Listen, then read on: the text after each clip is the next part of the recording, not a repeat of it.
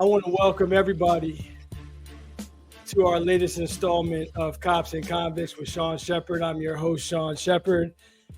Do me a favor and click that subscription, hit that notification bell. Depending on which platform you're on, I want to welcome everybody. I have a special guest tonight. Met him just a couple of weeks ago, and God doesn't make mistakes. I want to introduce you to my latest guest, Mr. Casper Andrews. Casper, welcome. Hey, how you doing, man? Thanks for having me on. Thanks for having me, taking the time to get into the nitty gritty. Yeah, bro. It was great meeting you. I'm glad you took the time out to sit down with me and chat. So let's jump right into it, Casper. Where are you from? I grew up in Compton. I grew up in an area called Southside Crip, and I lived there all my life. So that's it. I grew up in the time where it was I was able to kind of see the evolution of kind of a major part of Compton's change as far as Crips really, the early Crip rivalry, and then when it was the majority of black people in the city, and now when I say the majority, more than 80%, and now I want to say it's less than 22% blacks in the city, and the gangs and the gang rivalry has just gotten even worse. So primarily black on black, so that's really the most unfortunate part. But yeah. Talk to me about Compton.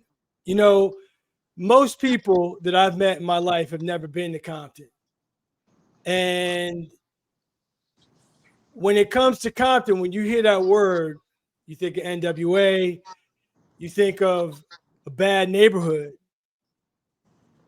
Tell us something about Compton that most people wouldn't know.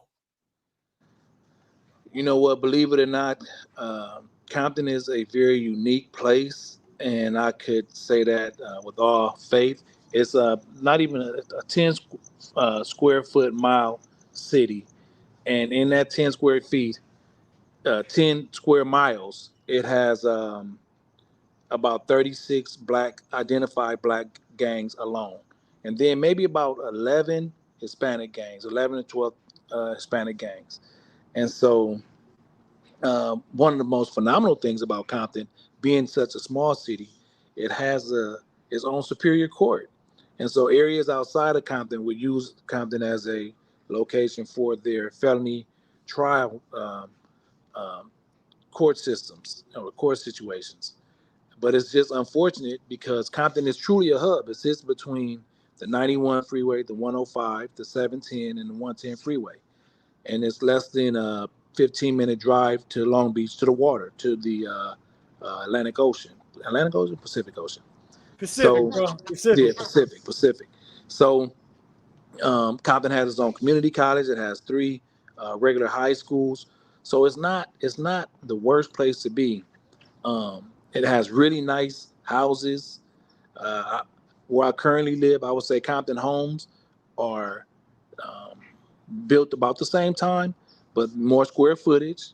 So it's not hell on earth. It's just you know without with the lack of resources, and it's easy for people to get pinned against each other. And I think a lot of times we t- tend to charge each other for our issues, not really realizing that you know sometimes situations can create um, hardships where it can create anger, where it can create a lot of what we deal with there, which is gang issues. And until we address those things, we find ourselves where we are now. So when you talk about lack of resources, Casper, would you attribute that as the number one cause as to why Compton has the reputation that it has, and the reputation that it has that it's not a safe place to be? To answer that question directly, yes. With more resources, it could turn the city around. More resources meaning options and opportunities presented to young people, whether it's sports, whether it's after school activities and programs. And I'm talking about significant, impactful resources and activities and after school programs, not just somewhere to go where, it could be another cesspool for gang activity or gang recruiting, but thought provoking resources, community-based policing will be really effective in Compton, because a lot of times just being in an area where you always are feeling oppressed, and the tactics that can sometimes be used more than less is frustrating, and you can't take it out on the police. So what do? You know what I'm saying? You take it out on each other. um Over policing a lot of times, and those are just some of the things. There are some resources in the city, but I don't think that, I'm not going to say they're ineffective, but they don't have the type of support that's needed to be as effective as they can be. And why do you think that there's such a lack of resources in Compton? I mean, I'm over here in Westchester, right by the airport. It doesn't seem to be a lack of resources over here. Why is there a lack of resources there? So I'm gonna give you my perspective, and then I'm gonna give you the perspective of what others tend to like to say. I think money is the bottom line, bro. So when you look at situations where you have an over policed budget, in my opinion, that money that's going there for all those at overtime and this high cost, you probably can take a few $1 million and allocate that to a few community centers. A few community centers can sustain on that same budget, and those community centers would offset the need for policing because less activity will be happening. And I think a lot of times, especially in communities like Compton, and no disrespect to the leadership, but sometimes, from my observation, they struggle with uniting for a common goal, and those common goals really need to be community based. You know, you really need to get, we know what it is. We know that we need more housing, of course, but we need jobs. We need opportunities that can transition us into not just what do you call those, entry level or minimum wage paying jobs, because for young people that's great, but for when you get to your 19, 20, 21, we need to be shoveling resources like trade schools and tech job, whatever those kind of things are that can put you um, in an above poverty position, as far as economics and a salary. So I know these things because I remember what it's like to be 15, 16, 17, 23 and broke. You know what I'm saying? And what are you gonna do besides hustle or try to find that um, uh, what is it, that nighttime money where nobody gonna see what you're doing, or because you can't get a job, or the job is out there, it's not gonna give you what you feel you need or want. And I'm not saying everybody need to make $50 an hour. I understand, it's a process and we all have to grow. But I am saying that certain budgets I feel are exasperated, and then you have other budgets that just don't get the attention that they need. Ride through Compton and check out the parks. You'll see what I'm saying. You have parks that, government officials will say are cesspool for gangs, but what are you doing in those parks? What are you doing for kids to feel comfortable in those parks and have activities in those parks? Those things are that's game changing. That's how you change the narrative. But if you're not putting nothing in those parks that's enticing and positive and you know progressive for young people, all you have is a safe space for gangs to grow and hang out. And So, I don't Casper, mean that. Hmm? you mentioned yourself being 15 and 16 years old. Do me a favor, turn down the volume on your phone just a little bit. Okay, that better? Yeah. Take me back to when you were 15 and 16 years old. What was life like for you in Compton? So I grew up. I don't know who my father is, but my mother. I was a county baby. We were on welfare, Section 8 housing, but a nice home. 3 bed, 1 bath, and but I grew up in an area with gangs, and so at that age, um, I think you had. I was introduced early into the real small stuff. I would consider small, like breaking in cars for radios to make a few dollars. Who Think, introduced you to that? You said you were introduced to it. Who got you started into a life of crime? truth be told, it was already just happening with kids my age. You know, so you could just be. We in elementary school, middle. In elementary school, you become friends, innocent kids just riding bikes together, just being innocent children. And by the middle school, you start seeing things about gangs, and some people probably already getting involved, but by 14, 15, oh, you locked in with whoever where you gonna be from most likely, and you want some nice shoes, or you want to have your hat on, your we wore fresh S hats. You want to have your S hat. You want to have your whatever you rocking, whatever is out, and so maybe you might go through a window, when somebody at work, or you're gonna break in cars, or you're gonna try to steal wheels, or try to sell little whatever it is, stress or dope or whatever, and it almost happened organically. You know what I'm saying? Nobody said, "Hey," not to me. Nobody said, "Hey, go do this." Nah, your peers. It's just like, man, we broke. Man, let's break into school, or Do man, we you broke. do you Let's. remember do you remember the first time you made a decision to do something that you knew you shouldn't have been doing that could have wound you up in jail? Do you remember that first time? I do, but I'm gonna tell you this: I've always knew better. All my choices that were made, I've always knew that it was wrong. So I want to say I was probably about 12, 11, and we rode bikes to Long Beach, and we Long took a Beach, game. you rode your bike from Compton to Long Beach. Yeah, but see, Okay. Compton got a canal, and you could ride that canal if you want to from Compton all the way to the lake, to the ocean. But we rode it to parts of Long Beach, the canal, come up and hit different apartments or hit underground parking structures. We'll ride to Paramount, hit them underground parking structures, breaking cars. And I was probably maybe 12 or 13, so we went to church Monday. We went to church Tuesday night Bible study, Wednesday night mission, Thursday night prayer meeting, Friday night choir rehearsal. Saturday we went downtown and fed the homeless, and Sunday morning Sunday school and church. So I grew up in church. Morally, I understood. We were taught the Bible. It's just shit. I needed things, at least in my mind, in my mind, and it's a part of you around these youngsters, and you're not really thinking of doing nothing violent to people at this time because you're still kids, but shit, we didn't feel like taking people stuff out of their cars or whatever it was that such a bad thing. We needed it. You know what I'm saying? And again, that's a mindset. That's a mindset because I guess I was now I'm not gonna say introduced, but I started to accept like it's not that bad.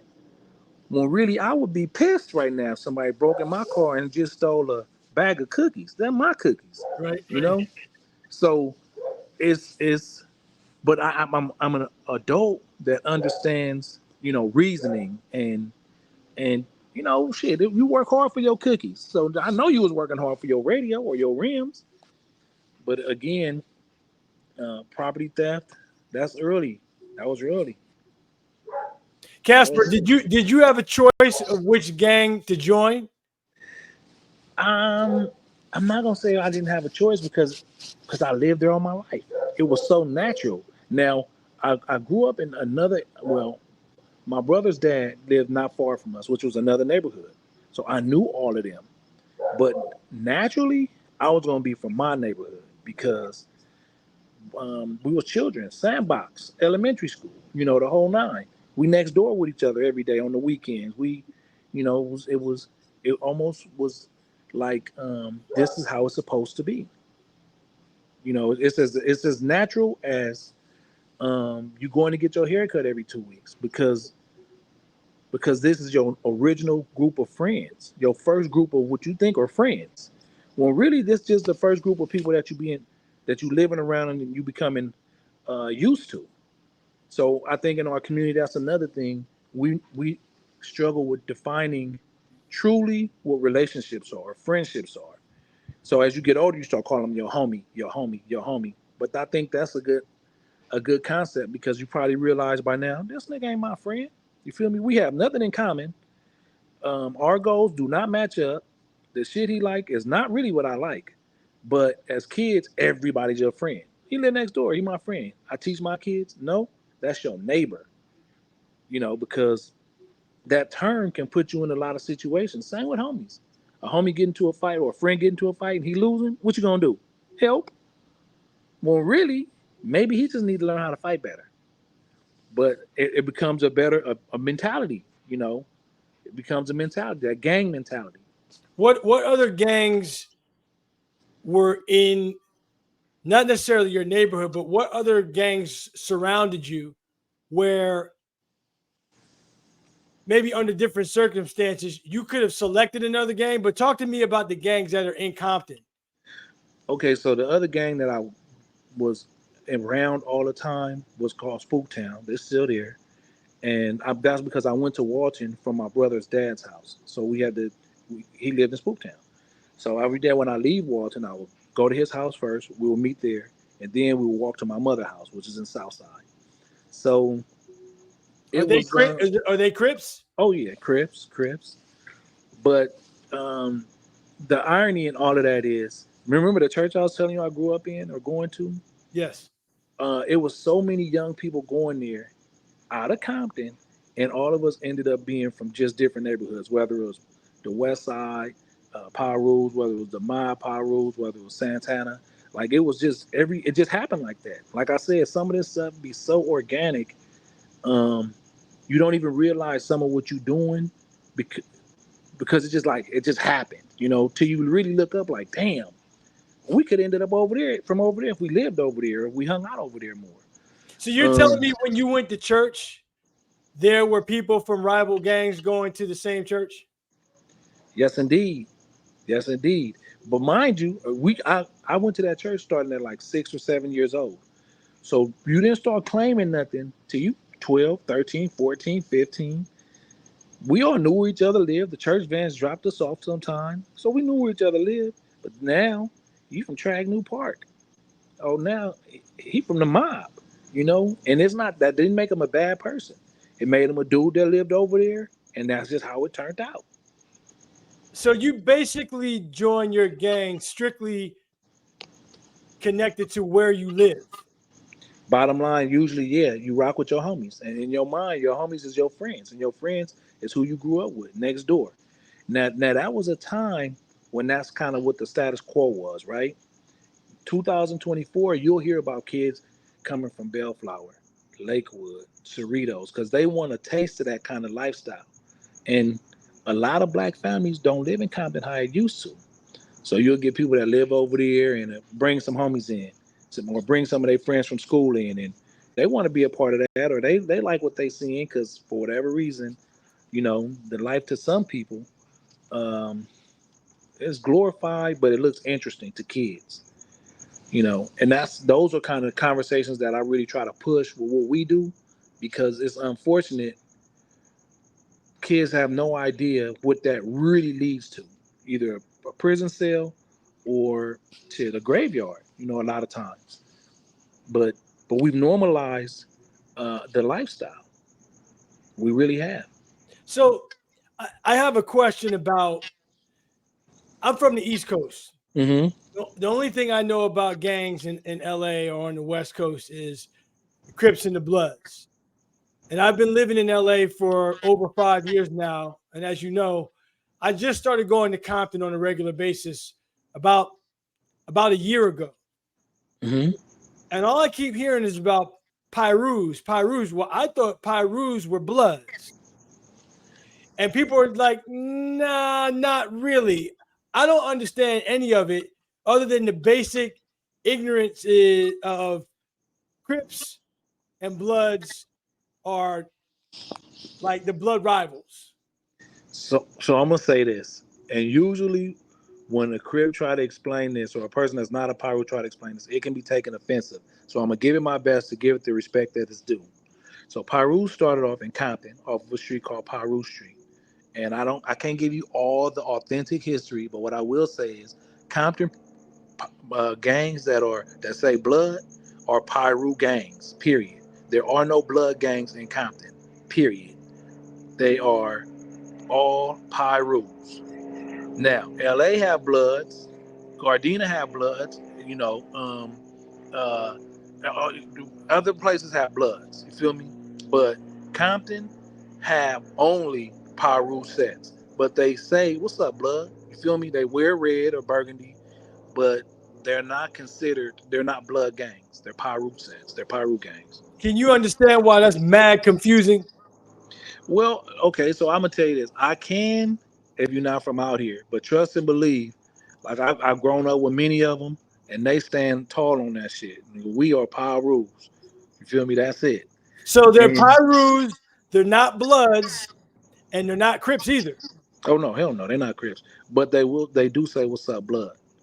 So they like they blood affiliates, but they are Pyrus. Like they got their own faction, which is Pyrus. And Compton produce Pyrus. They do not produce blood gangs. There's no blood gangs in Compton. So talk to me, Casper. You said by the time you were 15 or 16 years old, you had decided that you you had picture set. Yes. Were you going to school? Yeah. Oh yeah. Yeah. I am. I actually went to an extremely competitive high school. I was recruited from middle school. I went to a school called the California Academy of Math and Science, and so um, I think for me it created a duality as far as my I can be just as ignorant as anybody in the streets, or even more. But when I'm at school, I was very studious, and so uh, a lot of people at the time did not understand. I guess that type of way for me because I was quick to want to fight. I was quick to want to do whatever it is that we doing right now, in the streets. But when it came to school, my mother, first off, she was very serious about it. And the type of school, I guess my personality, I didn't want to flunk out. So I gave it my best and I excelled there. At the time, it was like in the top 3 percentile of high schools in the United States of America. Public schools, a public school, but they have to recruit you to come there. So you didn't have to pay. It wasn't a private school, but and if you're academically behind, they put you on probation. If you can't catch up, they put you out. You got to go back to your home district. And I think that school environment may have saved my life because going to Dominguez High with the homies, mm-mm, I would have fell into the same traps. Whether I'm fighting and going to LP and all those kind of things are the beginning of habits that thank God it didn't happen for me. So Uh, all throughout high school, you're in a gang and doing well in school. so my first year there, I struggled. Okay, but my second, third, and fourth year, my sophomore, junior, and senior years, I accelerated. I did extremely well at camps. Yes. And you graduated. Oh hell yeah, I graduated 1996. So you graduated from high school in 1996, and the entire time you're you're in a gang. That's correct. Yeah. So how are you juggling schoolwork with gang life? And still going to church. I had to go to church up until the day that I turned 18 years old. That was the rule in my mother's home was as long as you're a child, you got to attend church. And like I said, we went to church 6 days a week.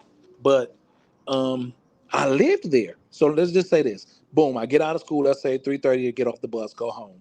I'm gonna put on my basketball shorts, go to South Park and play ball. The homies at the park, you feel me? Or if I go home and do some homework and be done by 5, 6 o'clock, long as if it wasn't a church night or something else that I had to do, I'm at the park. Or when we did, and now, mind you, at this time, my area was all blacks, mainly majority blacks. I shouldn't say all. The homies live next door, across the street, around the corner. So you gonna see them. They gonna come over after school or whatever it is. We gonna kick it. Period. And you're not really thinking you gang banging because you wearing your ass hat. If you run into something that's not one of us, yeah, we go squabble up or whatever it's gonna be. But in your mind or in my mind, I'm gonna say this: I wasn't gang banging. I'm just with the homies. So the weekend we go to skating ring. It was just as natural to see something that wasn't one of us because we stood on that kind of time. Like we used to say, it's south or nothing. So if you wasn't from our neighborhood or a neighborhood that we really rocked with, it's up. It didn't matter. And so it could be like I said, a skating ring, or it could be um, we go to a park to play basketball or wherever. It was easy. The mall. We stayed back then. We used to call it the Carson Hall or the Lakewood Hall. It was just a long hallway. It wasn't all these stores that got now. and we would go up there literally just to get into shit. Yeah, regularly. So Casper, what is your definition of gangbanging? Like that phrase is used so often. What exactly does it mean to you? So at the time when I was really I felt involved and out there, it's wherever you go, you let them know what time it is, or you let them know that we here. You feel me? We here. So if we in Carson and at the mall, we want you to know we here, and whatever you think you want to stand on, we willing to deal with that shit first. Like we willing to let you know, like we. And I hate to sound like this because I think that's what's one of the trickiest things about gangs is just as competitive or more as a sport. But I think it's the mindset of a young man, and we want to be number one at whatever it is you rolled out. You rolling out a fight? Oh, we gonna do that. You rolling out something else? Oh, we gonna do that too. So, but it was. I think that's why it's so easy to recruit for things like the military because it's like a team, or things that way to recruit for sports because boys drawn to each other for that. And I think sometimes it's the draw in is really like seeking that camaraderie shit, seeking that alpha male. And then I felt as I got older, I felt that I had become or that I was an alpha male. I just didn't really know that because I never was a follower. Like you can never tell me, "Hey, go do the." No, what I look like But it's I think for a lot of young guys or a lot of guys, you fall into that. You want to be around that dude that seemed courageous or standing on shit. And yeah, that's what gangbanging was, being the best, Talk to being the me best. about your mom, Casper, because you made it very clear that she's had a tremendous influence on your life, and you followed the rules of her house. When did she catch on that you were in a gang, and what did she do about it? You know what? So my mother's from the East Coast. My mother was raised in Brooklyn, and I love my mother to death. Our relationship has evolved over the years. Sometimes it devolved over the years, but all I've ever known was my mother, and so she ruled with an iron fist. She played no games. This is how it's going to be. This is what we're going to do. Now, in that, I always kind of had a anger management issue growing up, and so uh, she had gotten married a couple times, but she never allowed the men to really. She always was the disciplinarian. I'm gonna say that, but she did not bullshit around with that. She was intense with her discipline, and but she introduced me, like I said, church kept us in church. They had an after school program, which I feel is a major part of my personality now. Why I'm so big on like doing whatever I can to help the youth, being involved in that type of lifestyle. Um, my mother really is a phenomenal woman. She's been through a lot in her life, a lot. Um, and so I will forever be grateful and indebted to her. When she found out that I was involved, by then it was too late for me. Uh, and to a degree, I'm not gonna say she supported it, but she understood, and but she also knew what I was for as a person. Like you cannot tell me to do shit. If I put myself in a situation, it's not because of somebody made me go do something. And usually the situations that I found myself into that was kind of like damn was because my little brothers, who I guess I don't know, I hate to say followed in my footsteps because one of my little brothers was involved with this before I was, honestly. But he was always into something. And that's how I found myself trying to clean up his mess, always into something too, behind him. So, but mom's was she just kept loving her sons. She just kept loving her sons. Let me say this to you. There seems to be a disconnect.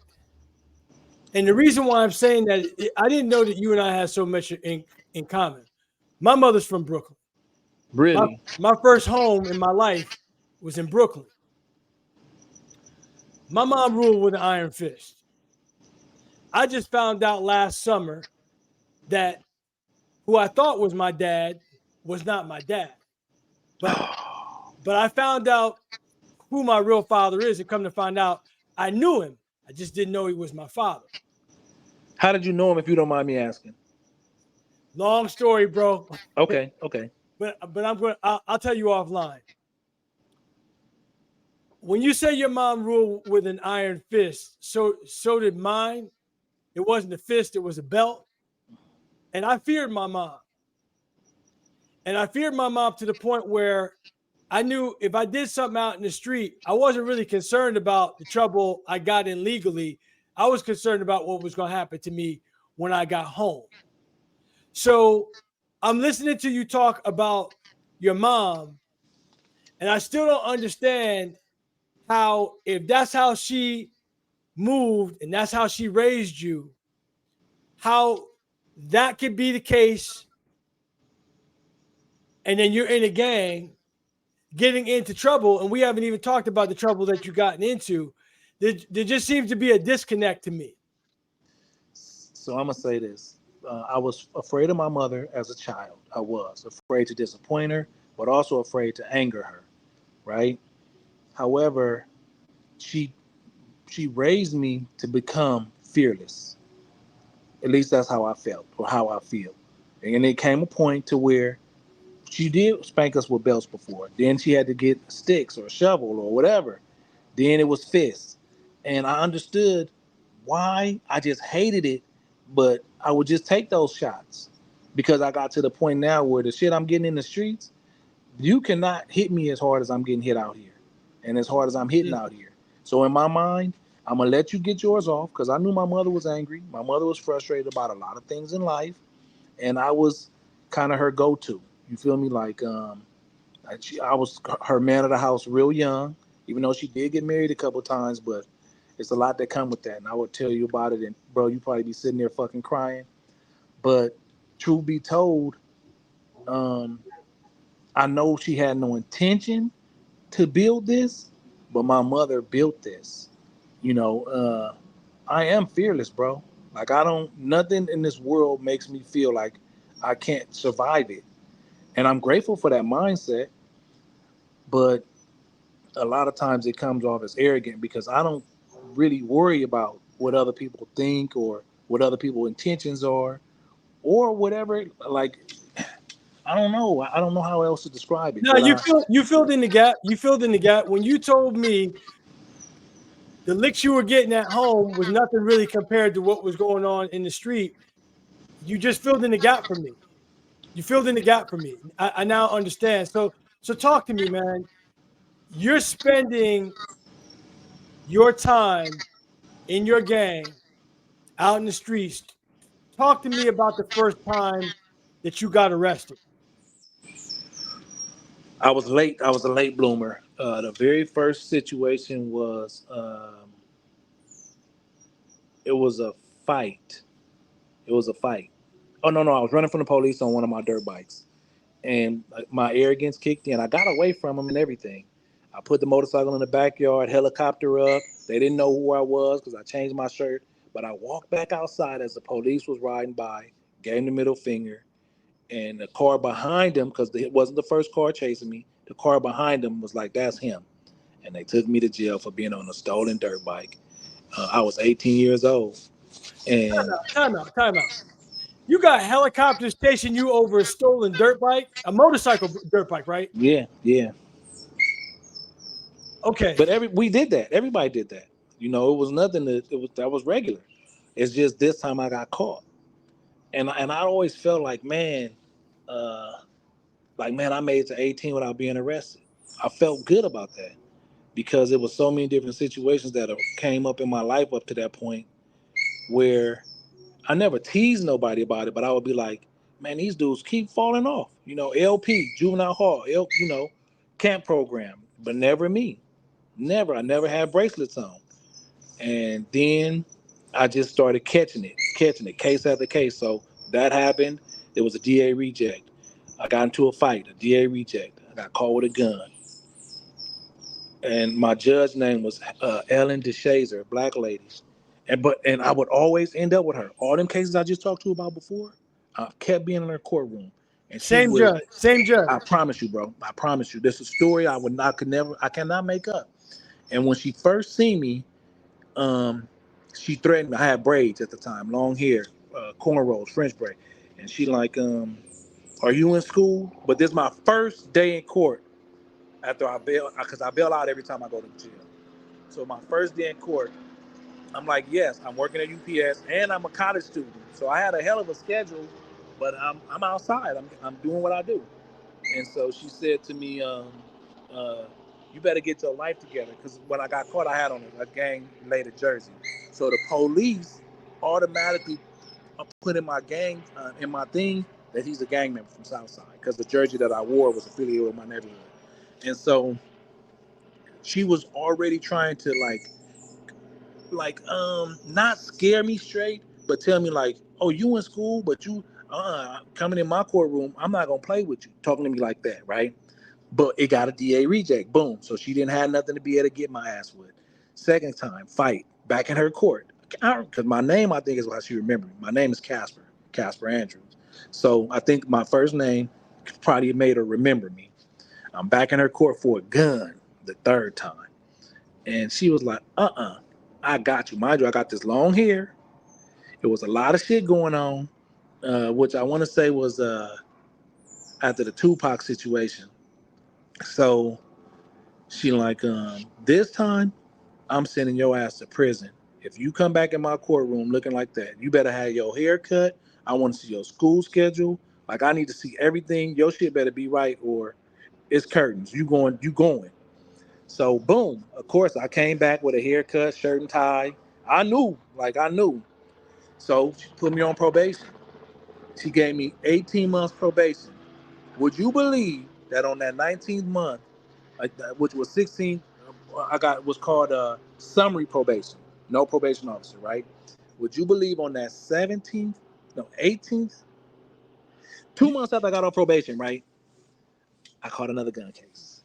I'm back in her courtroom, and she kind of let me know like, you playing with me. Bring me your school records. Let me see what's going on with you. Let me see where your life is at. Because if your shit ain't in order, you going to the prison. I'm tired of this. Like, she gave me that kind of treatment.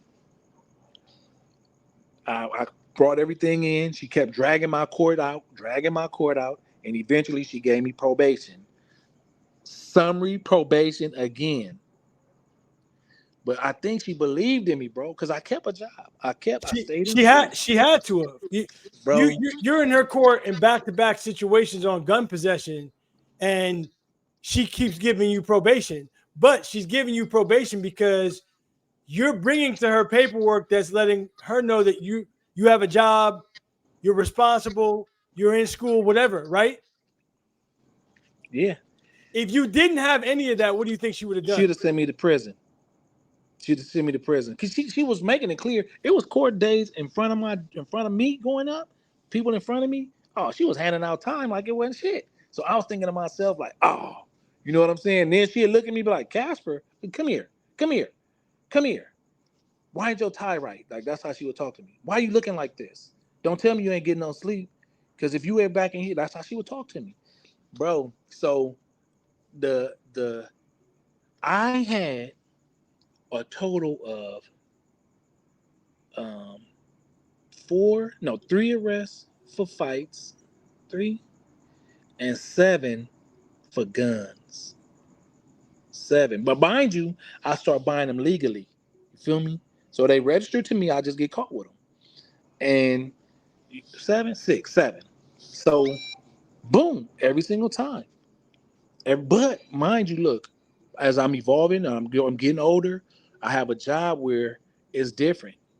I'm working with kids on probation. I'm at all these different schools. So my life, I'm not gonna say it was in jeopardy, but I'm not gonna play no games. Anything can happen at any given time because of who I was, where I came from. You know, it could get ugly fast.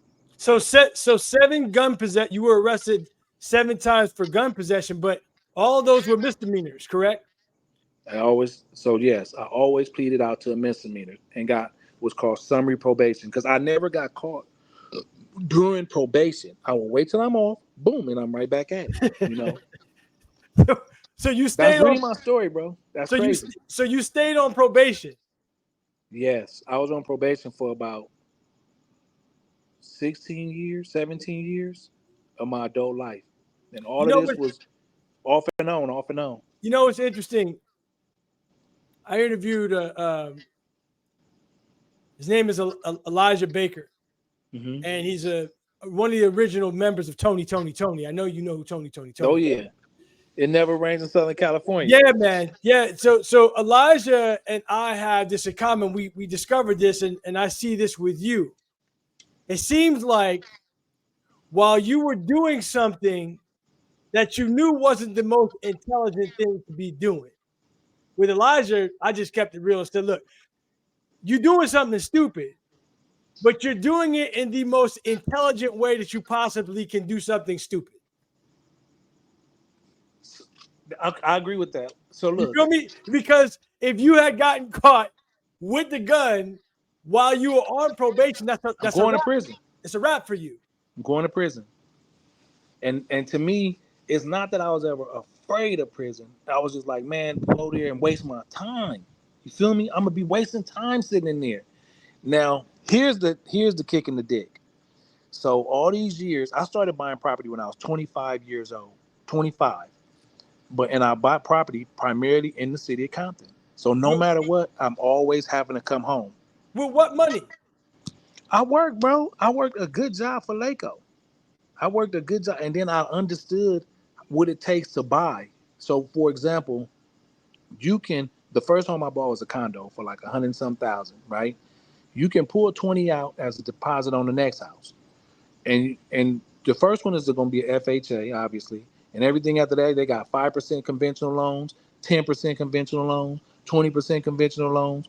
So you can maneuver, and I learned it, bro. I learned. It was a point where I owned like 20 properties. I had five fourplexes out in North Edwards, California. I had I think 6 single family homes in Compton, a couple of mixed use properties in Compton. Um, bro, I was really at it and in it to win it. It's just I'm gonna carry my gun. You feel me? Like I felt like I'm not finna let you pull up on me or run up on me. And it's not because I wasn't okay with fighting. I fight anybody. But out there, in some areas, people play for keeps. So I wasn't riding around looking for nobody to shoot. But shit, if that's what came across your mind, then I was going to participate. Like I was going to defend myself. So uh, yeah, bro, I really got heavy in real estate, and I gave Laco 20 years of my life as an employee, and I really pushed. I was a good employee, bro. Like I really did a lot to help young people. I've helped over easily 800 to 1,000 young people get a job, teaching them how to become employable, teaching them resume writing skills, how to complete an application, uh, basic banking skills, interviewing techniques, dressing for success. Like I did that for years, So and while you were working for this company, you're still in your gang. okay, so let me just tell you this. Early on, my straight up answer to that is, yeah, that's the straight up answer.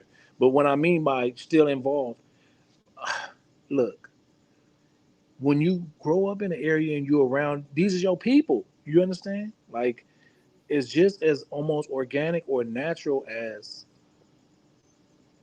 your cousins is your cousins, whether you fuck with them or not. So, again, I owned several properties in my neighborhood. I'm coming to the section. I'm coming. I'm gonna be over there, and I had the kind of house that was kind of like what's it like a hangout. So when I'm there, oh, it's a big hangout, you know. So uh, my life was duality, but at the same time, I'm grateful to a degree. Um, but I'm not one of those people to say, oh, if I didn't go through what went through, I wouldn't be who I am. I wish I'd have never been through that shit. Never, never. But that is what it was, and so that's my situation. So I'm gonna recap. You have a very good job. The money you made from this job is how you started buying real estate. When Yes, you sir. first started the job, you were still gangbanging. Yes, sir. 20 years later, you're not working at that job anymore. I take it No, correct. I retired 5 years ago almost. So you retired 5 years ago. When did you retire from being in the gang? So look, I completely disassociated myself with things probably, I don't know, 8, 9 years ago. Completely off the map. Nobody can have my phone number. I'm out of here. I'm out the way. And again, I told you, even as a kid, I always knew that the lifestyle was not right. But you didn't come into it as thinking I'm gonna be a gang member. You just with your boys, your friends, your homies, whatever you want to call them. And so the evolution of the mindset of a person involved in gangs, usually, I can say from my experience, would stem from innocence. It did. We was just kids. And somebody get into a fight, or maybe somebody pull out a knife. So and then the violence kick in, or the hustle of, we hungry, or we want these latest shoes, or the crime kicks in. But a lot of times I think people mistake crimes of gang members as being bad people, as crimes of individuals who are disenfranchised or broke or needy. That's why I go back to when we started this interview. A lot of this shit is based on socioeconomics, bro. It's based on the fact that people are in bad positions financially, and it's like, so you push hard with your struggle, I mean with your hustle. You push hard with your, and that hustle is usually going to be black market. It's usually going to be crime related. So if the resources were there, I would and if, okay, first off, there's two parts of that. If the resources were there, and then the agenda of regular conversations for change happens in communities, I could promise you that would extremely impact the violence that occurred between gangs, and I'm 100% sure of that. 100%. I've seen it. You know how I know I've seen it? When I was working all them 20 years with those kids doing the different shit that I was doing, I watched them evolve when they got those jobs. Oh, bro, they were so happy. They were so happy. They whole outlook on things changed because they don't have to steal to get the freshest shoes because they got a job now. They don't have to go and take nothing from nobody so that they could have a few dollars in their pocket because they got a job now. And then they also learn to understand the concept of why it's important and what it feel like to work for something and earn it. Because that also made me think. Remember I told you about them cookies in my car? Yeah. Imagine taking a $2,000 sound system out of somebody's car. You know they're gonna be hot. You take the cookies out of my car, I'm gonna be mad as a motherfucker because they belong to me. And a lot of times I think people forget the fact of the violation that we put on people when we do things, in this thing, in this lifestyle, or just period, because people steal and don't even be in gangs. But it's a violation. It is. And I'm guilty of it. Just didn't get caught. I want to ask you, when it comes to gangs, what are you doing right now? What Oh, are you doing with your life as it relates to gangs right now? Sean, first of all, thank you for giving me a chance to share what I'm doing. Because I hope that when I tell people what I'm doing, it gives people that come from where I come from um, some kind of inspiration to know we can all evolve. So right now, um, some of the properties that I purchased over the years, I've committed those to um, being resources for young people. So I have a podcast studio where we push nothing but positive information into the community. I have a drop-in center where kids can come to and spend time. It's free. Come to, spend time, safe environment, safe space. Whether they playing video games, hanging out, just relaxing, homework assistance, those kind of things. Um, I have short-term housing for people, like some of the properties. I have a ranch up in Norco that I give away. I've given away a couple thousand of eggs from my free-range home chickens and hens that I have. I bring all them eggs down every week and give them out to families in Compton so that they could experience fresh eggs. I've never had fresh eggs. Let me give you some, and then I want you to share them with people. I keep them, bro. I keep fresh eggs. I keep them.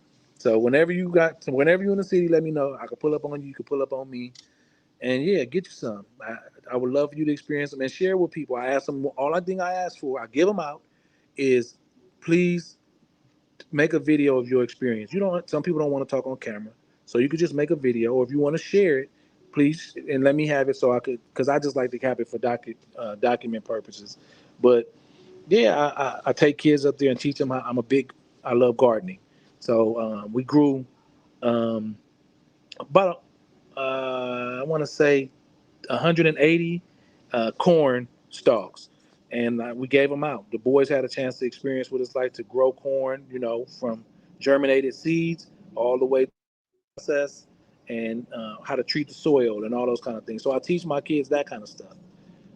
but but I'm really active in my community. I've worked right now with bringing a coalition of people of all the black gangs in Compton together, and for peace talks, and it's been working. Thank God. Knock on wood. Keep your fingers crossed. We've been at it for a while, and we do our meetings once a month under Pastor Owens at his church. He kind of not, I'm not going to say facilitate, but he just kind of helped keep things moving along with an agenda. Great individual. He used to be a deputy sheriff in I Compton know for him. years. Okay, okay. He's the Uh, one who introduced me to the sheriff's department. okay, boom. So his demeanor and the way that he does things, I couldn't ask for a better person. It's several people involved, so it's not just a Casper thing. Gertz out of Santana, gangster. Um, it's a dude named Chris. Chris, he goes by Compton activist. Solid dude. It's so many people, man, that's involved that I could reach out to and just be like, hey, could you get that person? Could you get that person? And they make it happen. Tootie Reese out of my neighborhood, Pocket out of True Top. It's I'm gonna just tell you this, man. Brothers come together. People are looking to do something different, And I'm not saying just Crips, Miss Nunn, um, Big Zoe. There's so many people that I could name that Boogie that just come up, step up to the plate and make these calls to help push peace in our areas, and really, um, it's happening. Lives is being saved. I just don't think that people might look at it from that perspective. But sometimes that one phone call could slow down somebody pulling up ready to shoot, or because sometimes we need what is it? We need facilitators to get involved with some of these issues, and it's been happening. It's been happening, bro. So talk to me. You are part of this spearheading process Hmm. to bring black gangs together to Hmm. bring about peace. Yes, sir. Talk to me. What was this whole YG controversy about, Casper? The YG thing was the Y. The YG thing is the YG thing was really unique. What ended up happening is, Who are you talking to? so my wife is right here. She don't realize I'm on a live interview with thousands of people. Oh my God. So what happens is she's a social worker and she's going to be going to she got some stuff going on, and we're Hey, just trying to figure Casper, out the schedule. Huh? bring her into the camera. Bring her into the shot. Oh, she ain't gonna come in this camera. She's not even dressed right now. Okay. If you want to throw something on, come on, you can come get in the camera. I'm in a conference. It's a meeting? Yeah, it's a Zoom. It's a live Zoom. Against the live? Yes. Oh, we out. Oh, she playing. So my wife like to play. So let me just tell you this, man. Wait, Travis about to come. So what happens is the situation with YG, which was phenomenal. I want people to know they have been working on that, bro. They have been working on peace talks between two sets over there. Or sometimes we call it peace. In the streets, we call it an understanding, but at least where dudes could stop shooting at each other, right? Right. And what ended up happening is, um, even though, because YG have star power, and so it got pushed out to the world, which I think is bomb, because it gets to shed a different light on the efforts going on in Compton. But I do want you to know that there's some key players in those areas who really not even trying to have a name out there, that's put their life on the line. And I want you to really understand this concept. People have died between those two communities, right? And some people are related. His brother might have died, his cousin might have died, his son might have got killed, and people like stood up like, look, we gotta stop this, we gotta fix that. And to those people that is really personal for, really deep for, they could want to take you out. I've heard people mention my name like, man, you in the way, you know what I'm saying? And so for those that, and they not even looking for credit. They wasn't out there trying to be in the front of the crowd with YG. Not to say nothing's wrong with that, because YG was bomb for what he did. I think he was stellar for stamping his name on that and pushing it out to the world. So I super salute to him doing that. I could never take nothing from him. I think that was one of the best things that somebody could have did, especially with that kind of platform. But So why did he catch flack for doing it? Because, man, look, sometimes it's going to be situations, and in our community, it's easy to like pick apart a situation, not looking at the positive in it, but find any little thing negative, whether they want to say whatever, anything. It could say whatever about it, his history or whatever, I don't know. But it's easy for our people to do that, to find controversy, or for people to find controversy in a situation where really his intentions. Nobody could have, in my mind, I'm gonna say this, unless it was a person like him, or let's just say maybe the Game, or Kendrick, or somebody with that kind of following, could have put that kind of light on it for the world to see it. It needed to be him. So that's why I'm so grateful that he did that. Because then it sparked conversations in Compton for Crips to do something. You feel me? For Crips to step up and find some united. I think we lost Casper. I asked him if his phone was fully charged. Listen, I'm gonna come back on. Casper, you still there? Your camera went out. I wanted to give you an opportunity to share some social media information that you have, or a website that our viewers can go check you out on. I'm gonna give you a second, see if you come back. But in the meantime, I want to thank everybody for tapping in. If you're looking at us on YouTube, please subscribe to the channel. Spent the better part of the last hour with Casper Andrews, former Crip from Compton. I see you trying to get your camera back on, Casper.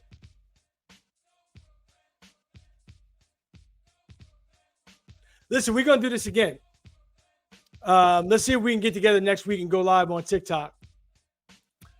I want to thank my guest, Casper Andrews from Compton. This has been a great experience for myself. This is our first time doing Cops and Convicts live. It won't be the last. I want to thank everybody for joining us. Check us out on Facebook, TikTok. Our TikTok channel is The Original Game Changer with an underscore in between each word. We're on Facebook, we're on Instagram, we're on Twitter. Casper, thank you for joining us. And I get